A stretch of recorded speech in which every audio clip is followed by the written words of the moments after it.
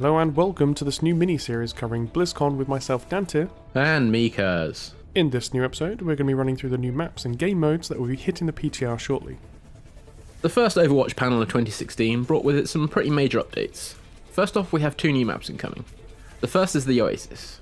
Based somewhere in the Middle East, the Oasis was founded by scientists as a place to freely pursue the advancement of science and discovery without interference from regulations. Sounds very similar to Rapture or Columbia from Bioshock to me, but hopefully with a bit more success and a little less murder. Also Omnic, although Michael Chu did call them robotic, waiters, which is cool. This adds a fourth map to the control mode, as well as being the 14th map to be added into the rotation. The defining feature is the addition of jump pads, a brand new mechanic not yet seen in Overwatch. Who knows what new tactics will add to the game, but the increased mobility while also being able to use abilities opens the door to shenanigans both practical and comedic. The devs mentioned McCree's Deadeye or 76's tactical visor while 50 feet in the air, but inevitably the player base will work out even more ways to use it. No date is set for its release, but we should expect Oasis to drop onto the PTR sometime in December, with its release aimed at early 2017.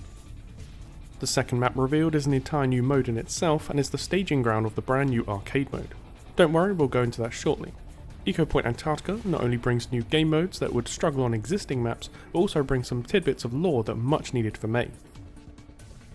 During Overwatch's studies into climate, weather conditions and the safeguarding of our planet, May was stationed here along with a small research team. This was until a large blizzard struck the facility, forcing everyone into stasis due to the lack of food. Unfortunately, Overwatch never arrived to rescue them. So almost 10 years on, May awoke, stranded and alone.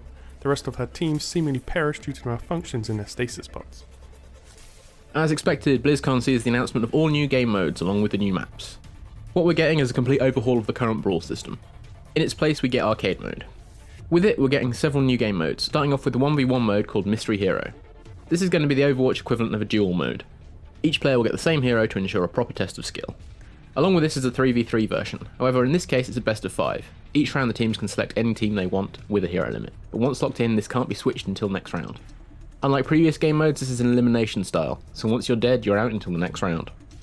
Now, onto the game modes that already exist, but have a few changes in the pipeline. First up, Quick Play. This will now, thankfully, be hero restricted to match competitive, but for those of you who enjoy the ability to stack the same hero, a new mode is being added to the arcade, 6v6 Unlimited, essentially the current Quick Play. Along with this comes the return of a popular Brawl mode, Mystery Heroes in the 6v6 format. Each life players spawn as randomly selected characters.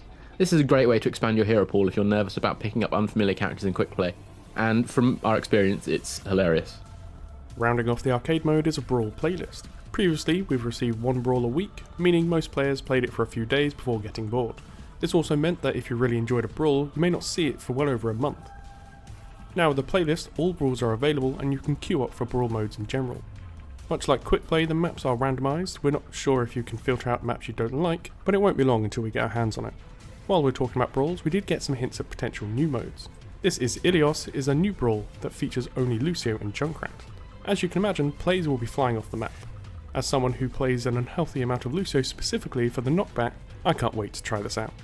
To end things off, we've got information about rewards and specifically rewards for trying a variety of game modes. Currently, the only way to get your loot boxes is to grind out XP, but coming in the arcade patch there will be additional rewards for playing arcade. Each week, players can earn up to 3 additional loot boxes, one for every 3 wins. In the first week of release there'll be 5 up for grabs, so prepare for a lot of arcade mode on launch to pick up your free loot. To help you decide on which mode to play, they've added a neat little feature that represents how popular each mode is. Let's just hope this doesn't scare people away from trying the less popular modes. We're expecting the arcade mode to hit PTR this Tuesday, so if you haven't tried a Brawl before, now is a great time to do it. Thanks for watching this BlizzCon special covering the new maps and game modes announced on day 1. What do you think of all the updates? Are there any Brawls you're excited to try? If you like this episode, please hit that like button. We'll be covering all the info coming out of BlizzCon, so stay tuned for lots more over the coming days. If you like what we do, then hit that subscribe button. Until next time, I've been Kaz. And I've been Dante. Thanks for watching.